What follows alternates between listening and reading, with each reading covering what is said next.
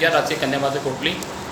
आज हम United Nations संयुक्त राष्ट्र संघ के गठन और उसके उद्देश्य के बारे में चर्चा करेंगे। संयुक्त राष्ट्र संघ की स्थापना ऐसे समय में हुई जब द्वितीय महायुद्ध में भीषणतम रूप में सारा संसार को आतंकित कर रहा था।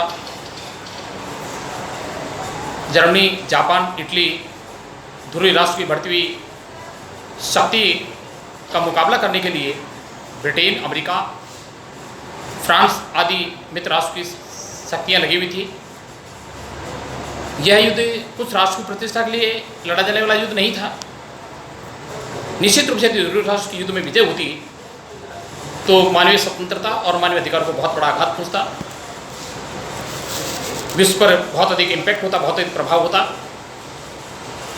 तो बढ़ती हुई सभी राष्ट्र की ध्रुवीय राष्ट्र की शक्ति का मुकाबला करने के लिए 1 जनवरी 1942 में संयुक्त राज्य अमेरिका के सैन फ्रांसिस्को नगर में ब्रिटेन, अमेरिका, सोवियत रूस और साम्यवादी चीन के प्रतिनिधि का सम्मेलन हुआ। तत्कालीन अमेरिकी राष्ट्रपति डी फ्रैंकलिन रूजवेल्ट ने संयुक्त राष्ट्र के निर्माण का निश्चय किया। उन्हें 1 जून 1942 में 45 में जब संयुक्त राष्ट्र संघ के सदस्यों का सैन फ्रांसिस्को नगर में पुनः अधिवेशन हुआ तो इस अधिवेशन में संयुक्त राष्ट्र संघ की प्रस्तावना सहित 111 अनुच्छेद के साथ एक प्रस्ताव पारित किया गया, जिसमें लगभग 50 देश के प्रतिनिधियों के हस्ताक्षर कर दिए जाते हैं। यदि उस समय पोलैंड का प्रतिनिधि नहीं था, लेकिन पोलैंड ने बाद में हस्ताक्षर कर दिए। इस प्रकार से संयुक्त राष्ट्र संघ की मूल संख्या 51 हो जाती है। अंत में 24 अक्टूबर 1945 को अंतर्राष्ट्रीय संघ के रूप में संयुक्त राष्ट्र संघ के चार्टर को लागू कर दिया जाता है। यही कारण है कि प्रतिवर्ष 24 अक्टूबर को संयुक्त राष्ट्र संघ के दिवस के रूप में मनाया जाता है। संयुक्त राष्ट्र संघ की स्थापना के लिए बहुत सारे उद्देश्य निर्धारित किए गए थे।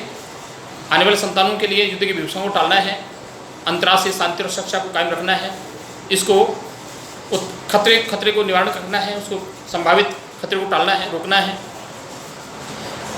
सामाजिक, आर्थिक और सांस्कृतिक क्षेत्र में विकास के नियमों को स्थापित करना है। सभी अंतर्राष्ट्रीय समस्याओं का शांतिपूर्ण समाधान निकालने के लिए संयुक्त राष्ट्र की स्थापना की गई थी। कहने में लगे था कि विश्व शांति व्यवस्था को बनाए रखने के लिए संयुक्त राष्ट्र की जो स्थापना की गई थी, संयुक्त राष्ट्र संघ के जो मूलभूत सिद्धांत यही है कि इसमें चाहे संसार में कोई भी राष्ट्र कितना बड़ा हो चाहे छोटा हो, सभी को समान महत्व दिया जाता है।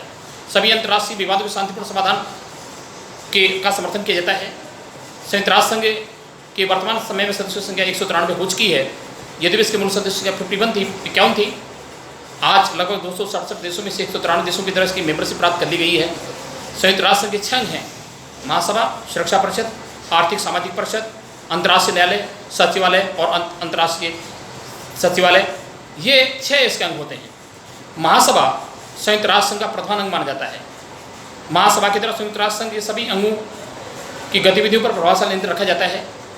महासभा की तुलना एक ऐसी सार्वजनिक सभा से की जा सकती है जिसमें सदस्य देश के प्रतिनिधि विश्व की समस्याओं के बारे में बातचीत करते हैं, अध्ययन करते हैं, रिपोर्ट करते हैं, प्रस्ताव पारित करते हैं, सिफारिश करते हैं। लेकिन इसके द्वारा पारित प्रस्तावों में केवल प्रभाव होता है, उनमें बाध्यता नहीं होती है। संयुक्त राष्ट्र संघ में महासभा के सभी सदस्य माने जाते हैं। जिन राष्ट्रों को संयुक्त राष्ट्र की मेंबरशिप प्राप्त हो चुकी है, सदस्यता प्राप्त हो चुकी है, वे महासभा के सदस्य होते हैं। सभी सदस्य को महासभा की गतिविधि में कार्रवाई में भाग लेने का पूरा अधिकार होता है। संयुक्त राष्ट्र संघ के नियमित महासभा के जो नियमित अधिवेशन होते हैं सितंबर माह के तीसरे मंगलवार से स्टार्ट होते हैं, जो लगभग दिसंबर माह तक चलते हैं। महासभा के बहुसंख्यक सदस्यों की प्रार्थना पर या सुरक्षा परिषद सिफारिश पर महासचिव के द्वारा महासभा का विशेष अधिवेशन बुलाया जा सकता है। जब भी महासभा के अधिवेशन होते हैं, इन अधिवेशनों में प्रत्येक सदस्य राष्ट्र को कम से कम 1 प्रतिनिधि और अधिकतम 5 वैकल्पिक प्रतिनिधि भेजने का अधिकार होता है। यद्यपि ये सभी सदस्य महासभा की वाद विवाद की कार्रवाई में भाग ले सकते हैं, लेकिन जहाँ मतदान की बात आती है, वोटिंग की बात आती है, वहाँ प्रत्येक सदस्य राष्ट्र के लिए की मत गिना जाता है। वैसे तो इसके नियमित अधिवेशन प्रतिवर्ष होते ही हैं, लेकिन संयुक्त राष्ट्र संघ के बहुसंख्यक सदस्यों की प्रार्थना पर या सुरक्षा पर सिफारिश पर महासभा का विशेष अधिवेशन बुलाया जा सकता है। महासभा के द्वारा प्रत्येक अधिवेशन में अपने एक अध्यक्ष और 21 उपाध्यक्षों को नियुक्त किया जाता है। बारी बारी से सभी सदस्यों प्रतिवर्ष अध्यक्षता करने का मौका मिलता है। महासभा के द्वारा अपने जो 6 समितियाँ होती हैं, उनके सभी सदस्यों अध्यक्षों की नियुक्ति भी महासभा के द्वारा की जाती है।